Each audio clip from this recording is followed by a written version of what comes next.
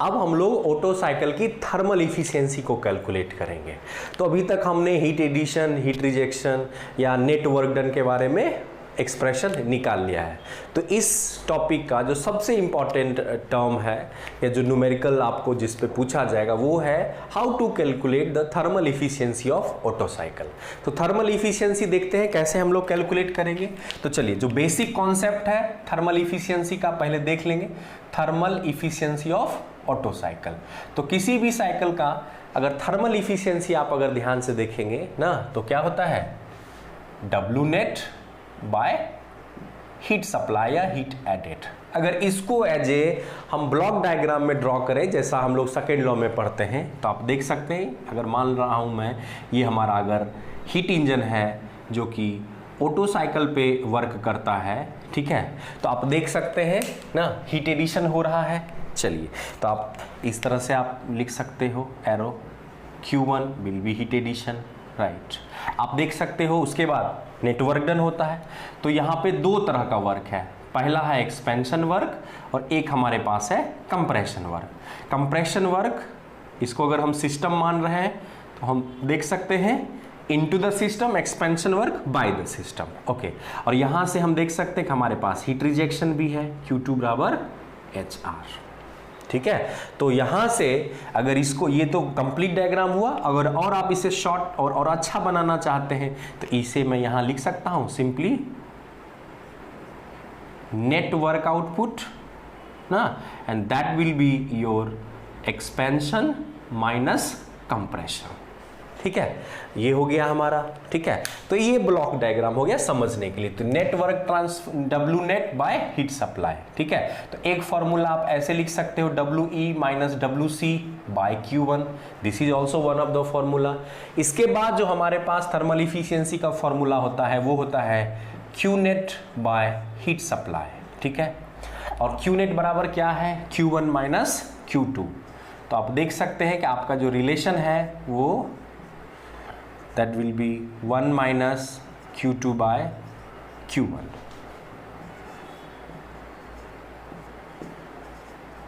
ये हो गया। तो यही फॉर्मूला है जो हम लोग काफी कॉमनली यूज करते हैं। हाँ, अगर हमारे फॉर्मूला में W ने डायरेक्टली दिया हुआ है तो इसको लगा दीजिए, और नहीं है तो हम यहां पे लिख सकते हैं। ये एक हमारा फॉर्मूला हो गया, वेरी इंपॉर्टेंट एक्सप्रेशन। नाउ अब अगर हीट एडिशन, हीट रिजेक्शन आपको नहीं पता है और सिर्फ कंप्रेशन रेशियो दिया है, तो देखिए किस तरह से हम कंप्रेशन रेशियो में जाएंगे। अब इसको हम लोग और डिटेल में चलते हैं। तो आप देखेंगे thermal efficiency can be written as 1 minus Q2 by Q1। अब 1 माइनस Q2 को क्या लिख सकते हैं, हमने लिखा था mCV, that is T4 minus T1। अभी तुरंत हमने इसको किया है बाय, इसको लिख सकते हैं mCV, हीट एडिशन क्या है T3 माइनस T2। तो ये कैंसिल आउट हो गया क्योंकि दोनों कांस्टेंट वॉल्यूम पे है। अब हमारे पास एक्सप्रेशन है T4 माइनस T1 और T3 माइनस T2। अगर आप इस एक्सप्रेशन को गौर से देखें, अगर आपको चारों टेम्परेचर पता है तो यहाँ से भी आप थर्मल इफिशियंसी ऑटो साइकिल का कैलकुलेट कर सकते हैं। बट ऐसा जनरली आपको मिलेगा नहीं, या इतना आप ना करें। आप एक चीज़ याद करिए कि मैंने आपको कंप्रेशन रेशियो जो है T1 T2 में बताया था। तो इससे हम लोग सिंपली सॉल्व करने के लिए अगर T1 को बाहर ले लेते हैं और इसमें से T2 को ले लेते हैं, तो this term will be T4 by T1 minus 1, और इससे अगर T2 को बाहर ले लीजिएगा तो T3 बाई T2 माइनस 1। और याद करिए ये दोनों मैथमेटिकल जो फॉर्मूला थे ना, temperature ratio T4 by T1, हमने इसे इक्वल किया था, ठीक है। आप देख सकते हैं ये टर्म दोनों क्या होता है, इक्वल, बिल्कुल भी इक्वल होता है। तो यहाँ से ये पूरी तरह कैंसिल आउट हो जाएगा। तो ऑटो साइकिल का एक और सिंपल वर्जन आप देख सकते हो ना, यहाँ पे मैं अलग से लिख रहा हूँ that thermal efficiency will be equals to 1 minus T1 by T2। आपको ज़्यादा कुछ नहीं, अगर ना कंप्रेशन से पहले का टेम्परेचर और कंप्रेशन के बाद का टेम्परेचर पता है तो भी आप डायरेक्टली इफिशियंसी निकाल सकते हो अभी भी। तो ये भी हमारा एक फॉर्मूला है ना, कई बार अलग अलग एग्जाम में अलग अलग फॉर्मूले की जरूरत होगी ना, आपको एक भी याद नहीं रखना है, ये याद रखें, कंसेप्चुअली प्रोसीड करें, जो रिक्वायर्ड हो उसे यूज कर लें। चलिए इसको और अगर थोड़ा सॉल्व करें तो आप देख सकते हो, मैंने आप लोगों को बताया था T1/T2 रेशियो को भी हम बहुत अच्छी तरीके से लिख सकते हैं, that is the thermal efficiency ना, इसको लिखा जा सकता है दैट इज T2/T1। आपको याद होगा T2/T1 जो कंप्रेशन प्रोसेस है, इसमें हमने इसे वॉल्यूम प्रोसेस में लिखा था कंप्रेशन रेशियो में, दैट इज RK⁻⁻1।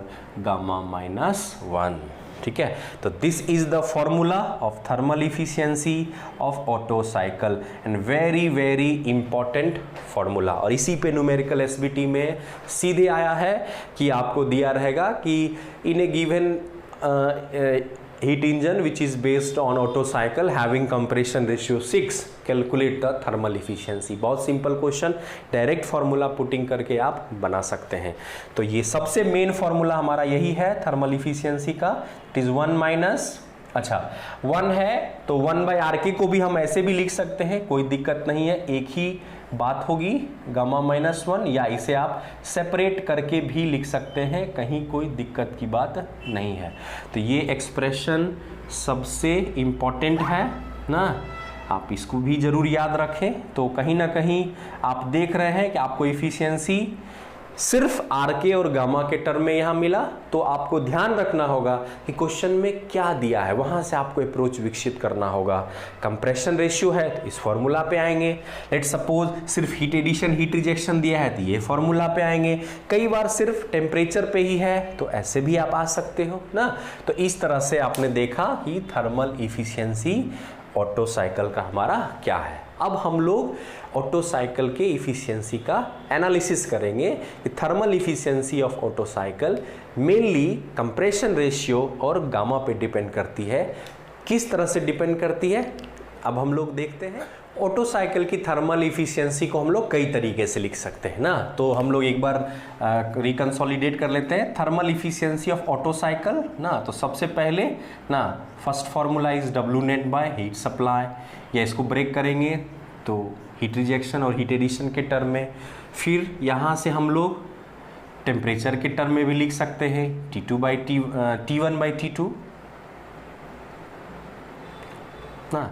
अच्छा, बहुत बच्चों को जो दिक्कत होती है वो ये समझते हैं कि सर Q2/Q1 को हम लोग क्यों नहीं T2/T1 लिख सकते हैं। नहीं, वो कॉन्सेप्ट हम लोग ना रिवर्सिबल हीट इंजन में कर सकते हैं, वो भी ना बेस्ड अपॉन कार्नोट थियरम ना। तो कार्नोट थ्योरम में मैक्सिमम इफिशियंसी मिलती है, बट ये कार्नोट साइकिल नहीं है, ठीक है। तो इस तरह से इसका यूज हम लोग नहीं कर सकते, वो सिर्फ रिवर्सिबल हीट इंजन के केस में हम लोग करते हैं। यहाँ पे हमारा देख सकते हैं ना कि ये ऑटो साइकिल है और यहाँ पे हम ऐसा नहीं लिख सकते, इसमें आपको सिंप्लीफाई करके लाना होगा, ठीक है।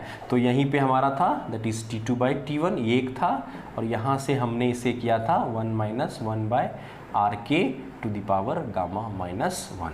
तो ये एक हमारा ओवरऑल फॉर्मूला हो गया जिसके आधार पे हम लोगों ने ऑटो साइकिल की इफिशियंसी निकाली। चलिए, ये वेरी इंपॉर्टेंट है, एसबीटी में हमेशा पूछता है, फॉर्मूला याद रखिए, कॉम्पिटिटिव में आपको इसमें क्वेश्चंस आएंगे। चलिए, तो यहाँ पे देखें तो मेजर जो हम लोग फॉर्मूला यूज करेंगे वो ये करेंगे अधिकतर जगह पे, और इसी आधार पे ही बहुत सारे ऑब्जेक्टिव प्रश्न भी आप बनाइएगा, ठीक है। तो अगर इस आधार पे देखिए तो कैन आई राइट जो हमारी इफिशियंसी है वो कहीं ना कहीं दो ही वेरिएबल पैरामीटर पे है, एक है कंप्रेशन रेशियो RK और एक है हमारा ना RK और एक है गामा।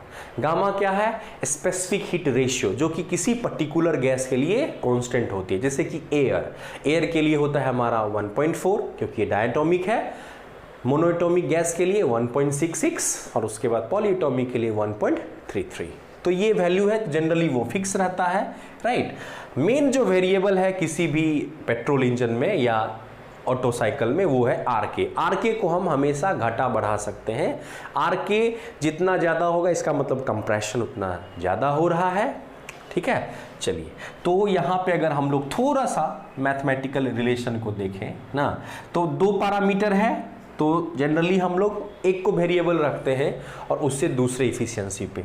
तो जो फर्स्ट है, अगर मैं मान लेता हूं कि मेरा gamma, if gamma is constant. Gamma constant का मतलब हुआ कि फॉर पर्टिकुलर गैस जैसे कि एयर, गामा फिक्स है, राइट, उसके लिए मैं देख रहा हूं, ठीक है। और तो आरके का वैल्यू अगर मैं बढ़ा रहा हूं तो ध्यान से देखिएगा इफिशियंसी पे क्या फर्क पड़ेगा। तो ध्यान से देखिए इस एक्सप्रेशन को, बहुत इजी है। अगर मैं आरके का वैल्यू बढ़ाऊंगा तो ये, अगर आरके का वैल्यू इंक्रीज करेगा तो ये होल जो डिनोमिनेटर में टर्म है, ध्यान से देखिए rk to the power gamma -1, ये वैल्यू भी पूरी इंक्रीज कर जाएगा। अब अगर इसका रेसिप्रोकल लेंगे नीचे, अगर ध्यान से देखिए ये जो हमारी डिनोमिनेटर है, ये क्वांटिटी अगर बहुत बड़ी हो गई तो 1 बाय ना उसका रेसिप्रोकल जो है वो बहुत ही छोटी संख्या हो जाएगी ना। तो 1 bye rk to the power gamma -1, ठीक है, ये क्या हो जाएगा, काफी डिक्रीज कर जाएगा।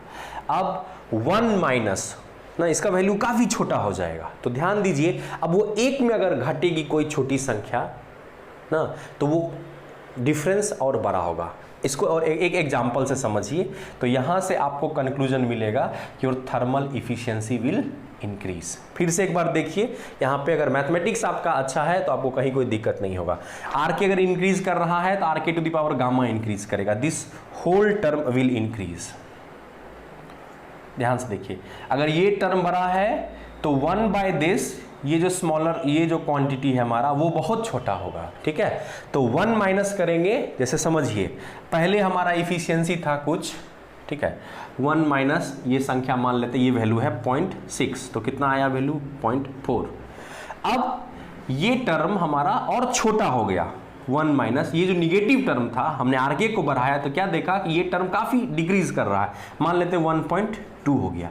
तो अगर इसका डिफरेंस देखेंगे तो ये कितना आया 0.8। तो समझने वाली बात है, 1 में अगर हम ये जितनी निगेटिव जो ये टर्म है ये पूरा अगर छोटा हो जाएगा, चूंकि ये फ्रैक्शन है ना, इफिशियंसी 1 से कम होता है, डेफिनेटली ये फ्रैक्शन होगा, ये जितना कम होगा डिफरेंस उतना ज्यादा होगा। दैट मींस ये जो इफिशियंसी टर्म है वो काफी बड़ा होगा, ठीक है। तो आरके जब हम बढ़ाते हैं तो देखिए ध्यान से, ये होल टर्म जो है 1 बाय आरके ये घट रहा है, इसका वैल्यू डिक्रीज हो रहा है, तो उस वजह से इसका इफिशियंसी बढ़ जाएगा। तो ये बहुत इंपॉर्टेंट क्वेश्चन है ना कि आरके अगर आप बढ़ाते हैं ना तो इफिशियंसी क्या होता है, बढ़ता है, ठीक है। किस प्रोपोर्शनल में बढ़ेगा वो आप पावर से देख सकते हो, लीनियरली नहीं बढ़ेगा, ये बात करेक्ट है।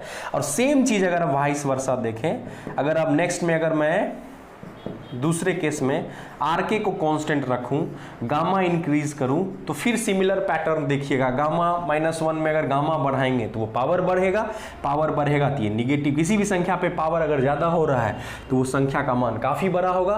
फिर बड़ी संख्या को अगर रेसिप्रोकल 1 बाय कर देंगे तो उतनी ही छोटी हो जाएगी, तो यहां भी हमारा इफिशियंसी जो है बढ़ेगा। लेकिन एक बात तय है ना कि आरके के वैल्यू में काफी चेंज होता है, तो वहां से आरके के वैल्यू से इंक्रीज होने से इफिशियंसी में बढ़ोतरी बड़े पैमाने पे होगी, ज्यादा होगी। और इसमें अगर हम चेंज करेंगे तो इसमें इफिशियंसी बढ़ेगा बट बहुत कम बढ़ेगा, ठीक है। ये क्वेश्चन हर एक एग्जाम में पूछा जाता है, दिस इज यूनिवर्सल क्वेश्चन कि ऑटो साइकिल की इफिशियंसी किस पे डिपेंड करती है, तो मेनली कंप्रेशन रेशियो पे। अगर कंप्रेशन रेशियो इंक्रीज करेंगे तो इफिशियंसी विल इंक्रीज, और कंप्रेशन रेशियो डिक्रीज करेंगे तो efficiency will decrease, vice versa, ठीक है। सिमिलरली आरके को अगर गामा से हम लोग इंक्रीज करते हैं, आप गामा कैसे इंक्रीज करेगा किसी गैस का, तो ये क्वेश्चन ऐसे पूछा जा सकता है कि अगर आपके पास एक मान लेते ऑटो साइकिल है, उसमें वर्किंग फ्लूइड अभी एयर है, एयर का अगर देखें ना, हमारे पास लेट सपोज वर्किंग साइकिल में वर्किंग फ्लूइड क्या रहता है, एयर, तो एयर का गामा कितना है 1.4। Now air if let suppose replaced by helium, कोई भी मोनोएटॉमिक गैस से रिप्लेस कर देते हैं, तो इसके लिए तो इस केस में तो गामा 1.66 हो जाएगा। दैट मींस गामा का वैल्यू, ये केस 1 है, ये केस 2 है, तो केस 2 में गामा का वैल्यू 1 से इंक्रीज हुआ ना, तो उस केस में इफिशियंसी इंक्रीज होगा। बहुत बच्चे गलती क्या कर देते हैं, कहते हैं कि ना इफिशियंसी कभी भी गामा पे डिपेंड नहीं करता है, तो एयर लीजिए या हीलियम लीजिए, efficiency will remain constant, but ये गलत स्टेटमेंट है, ध्यान से समझिए।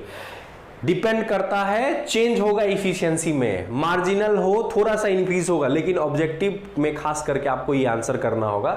अगर गामा भी चेंज हो रहा है, ध्यान से दीजिए, अगर गामा इंक्रीज कर रहा है तो इफिशियंसी भी बढ़ेगा। कितना बढ़ेगा ये हम नहीं कह सकते, बट इट विल इंक्रीज, ये ट्रेंड ही सिर्फ पूछा जाता है, ठीक है। तो ऐसा हाइपोथेटिकल क्वेश्चन एक एग्जाम में पूछा गया है उत्तर प्रदेश राज्य विद्युत निगम लिमिटेड में। तो बच्चों के दिमाग में यही मन में था कि ये तो सिर्फ आरके पे डिपेंड करता है, और आरके सेम दे दिया ना, दिया हुआ था कि rk is same, now air is replaced by helium, बताइए उस साइकिल का, ऑटो साइकिल का इफिशियंसी क्या होगा। तो बच्चों के दिमाग में यही था कि आरके कांस्टेंट है, इफिशियंसी भी कांस्टेंट होगा, बट वो गलत है। फिर से ध्यान दीजिए, आरके कांस्टेंट है, वेल एंड गुड, लेकिन गामा बढ़ गया, पहले एयर था 0.4 था, हीलियम में बढ़ गया, तो efficiency will increase. This is the correct answer. तो ये कहीं ना कहीं हमारा हो गया आरके। चलिए, ये जो मैंने बात कही है इसका एक ग्राफिकल रिप्रेजेंटेशन भी है, तो मैं आपको वो भी बता दे रहा हूं ताकि आपको और संतुष्टि मिल जाए कि जो मैं कह रहा हूं वो बिल्कुल सही है, और आप किसी भी स्टैंडर्ड बुक में उसे पढ़ सकते हैं, ठीक है। चलिए, ये ग्राफ भी बहुत इंपॉर्टेंट है जब हम ऑटो साइकिल की एनालिसिस करते हैं। ध्यान से देखिए, this graph is efficiency versus efficiency of Otto cycle versus value of rk, ठीक है। तो अगर इस इफिशियंसी के फॉर्मूला को देखें ना, हमारे पास जो फॉर्मूला है उसमें क्या था, थर्मल इफिशियंसी बराबर 1 minus 1 bye rk to the power gamma minus 1। तो अगर आरके का वैल्यू 1 हो जाए तो 1 के power anything that will be 1, तो 1 माइनस 1 विल बी 0। तो मतलब ये जो हमारा पॉइंट हो जाएगा वो क्या हो जाएगा, आरके बराबर 1। जब आरके बराबर 1 होगा तो योर इफिशियंसी विल बी 0। ये भी एग्जाम में काफी पूछा जाता है, ठीक है। ओके, अब जो हमारा प्रश्न है कि नाउ आरके हम अगर बढ़ा रहे हैं तो इफिशियंसी बढ़ेगा, और पावर भी है तो डेफिनेटली पावर है तो कर्व इक्वेशन होगा, इंक्रीजिंग होगा, ये ऐसे करके बढ़ेगा। बढ़ने के बाद देखा गया है कि सर्टेन वैल्यू ऑफ आरके तक ये इंक्रीज करता है इफिशियंसी, उसके बाद ये ग्राफ कांस्टेंट हो जाता है, राइट। चलिए, ये ले रहे हैं हम लोग गामा बराबर 1.66 के लिए, तो हमारा कुछ ये इफिशियंसी मिला, ठीक है। नाउ अब हम लोग सेम साइकिल में मोनोएटॉमिक गैस की जगह एयर को देंगे, तो उसका भी ग्राफ कुछ ऐसा ही होगा, ट्रेंड विल सेम, ठीक है। और एक पर्टिकुलर पॉइंट के बाद हम लोग देखते हैं कि ये ग्राफ जो है बिल्कुल फ्लैट हो जा रहा है, ठीक है। यहां हो गया गामा बराबर 1.4। सिमिलर ट्रेंड हमारा दिखता है जब हम इसको और एयर को 1.33 पॉलीएटॉमिक गैस से रिप्लेस कर सकते हैं। तो आप देख सकते हो कि एट पर्टिकुलर आरके, मतलब जब आरके मेरा कांस्टेंट हो जाए, मान लेते हैं लेट सपोज आरके का वैल्यू जो है फॉर एग्जांपल 5 फॉर एग्जांपल, ठीक है। तो फिक्स्ड वैल्यू अगर सेम हम आरके रख रहे हैं तो देखिए हमारे पास 3 इफिशियंसी निकलेगी ना, और आप देख सकते हो कि मोनोएटॉमिक का इफिशियंसी ना, मान लेते हैं ये सिग्मा 1 है, ये 2 है, ये 3 है ना, 1 2 3, तो ये इफिशियंसी आपको ज़्यादा मिला, उससे कम इसका मिला ना। तो कहना इससे गामा पे डिपेंड कर रहा है। ये हो गया इस सवाल का यूपी आर्गुनल के क्वेश्चन का ग्राफिकल एक्सप्लेनेशन, ठीक है। नाउ नेक्स्ट क्वेश्चन है कि आरके के किस वैल्यू तक, इसको समझा जाए कि आरके के किस वैल्यू तक ये ग्राफ इंक्रीजिंग होता है। उसके बाद तो ये जो वैल्यू है देखिएगा, लगभग यहाँ जो हमारा दिख रहा है कि इसके बाद जो ग्राफ कांस्टेंट है ये वैल्यू लगभग होता है आरके बराबर 10। तो ध्यान से देखिएगा ना, this will be the working range. मैं डिटेल आईसी इंजन में भी बताऊंगा। तो ये जो आरके का रहता है दैट मीन्स 6 to 10। आरके का जो वैल्यू है 6 से ना, आरके का वैल्यू जो है 6 to 10, इसको वैल्यू 10 ले लेते हैं, ये ले लेते हैं 6। तो ये जो रेंज है हमारा, यही रेंज कहीं ना कहीं हमारा वर्किंग रेंज है। ध्यान से देखिएगा, आरके का मान जब 6 से 10 के बीच में होता है तो कोई भी पेट्रोल इंजन का मतलब जो ऑटो साइकिल पे वर्क कर रहा है, उसका इफिशियंसी हमेशा मैक्सिमम होगा। ये बहुत फेमस क्वेश्चन है कि what is the working range of rk for Otto cycle ना, दैट इज वर्किंग रेंज। तो क्या आप आंसर कर देंगे, समझिए इस चीज को, बहुत इंपॉर्टेंट प्रश्न है, 6 to 10। नाउ अगेन अगर इसके बाद क्या करेंगे, तो अगर इसके बाद आरके आप बढ़ाते हैं तो इंजन का परफॉर्मेंस घटेगा और उसमें एक मेजर प्रॉब्लम होता है जिसे हम लोग नॉकिंग कहते हैं। ठीक है, तो अगर आप आरके का मान 10 से ऊपर ले जाते हैं you will face a problem, that problem is known as knocking in IC engine. ठीक है, ये हम लोग कंबशन जब पढ़ेंगे तो वहां इस चीज को समझेंगे। तो इसीलिए बेस्ट जो रेंज है वर्किंग का वो है आरके का 6 to 10। एक और सवाल पूछा जाता है कि generally what is the practical value of thermal efficiency of Otto cycle. तो आप जानिए ऑटो साइकिल की जो इफिशियंसी है इसका जो प्रैक्टिकल वैल्यू है, मतलब प्रैक्टिकल वैल्यू का मतलब वो वैल्यू जो आप दैनिक जीवन में पाते हैं, तो इसकी इफिशियंसी 25 से 30% के बीच में होती है। ये भी एग्जाम में काफी पूछा जाता है, स्टैंडर्ड डाटा है कि what is the practical range of thermal efficiency, that will be 25 to 30%। इस बीच में ऑटो साइकिल कह लीजिए या पेट्रोल इंजन की इफिशियंसी हमेशा होती है। आरके हमेशा 6 to 10 होना चाहिए, उसके बाद नहीं तो क्या हो जाएगा, नॉकिंग हो जाएगा। तो बहुत सारे क्वेश्चंस आपने इफिशियंसी पे देखे होंगे, ये ग्राफिकल रिलेशन भी आप देख सकते हो इसके और आरके के बीच ना। आप देख सकते हो कि दोनों स्थिति में इफिशियंसी बढ़ती है। आरके जब बढ़ाएंगे तो इफिशियंसी ज़्यादा बढ़ेगी, गामा को इंक्रीज करेंगे तो थोड़ा कम बढ़ेगा, लेकिन बढ़ेगा जरूर। ठीक है, तो मैं उम्मीद करता हूं कि अब आपको कोई भी न्यूमेरिकल बनाने में ऑटो साइकिल पे दिक्कत नहीं होगी। किसी भी तरह का प्रश्न अगर आपसे पूछ दिया जाए तो आप बताने में सक्षम हैं। तो ये रहा ऑटो साइकिल का detail numerical analysis, mathematical analysis. मैं उम्मीद करता हूं हमारे जितने भी 5th सेमेस्टर के मैकेनिकल के बच्चे हैं सबको समझ में आया हो। ठीक है, चलिए तो इस सेशन को हम लोग यहीं समाप्त करते हैं और इस तरह से हमारा जो 1.1 है पावर साइकिल पूरा फर्स्ट यूनिट में वो पूरा कंप्लीट हो गया है।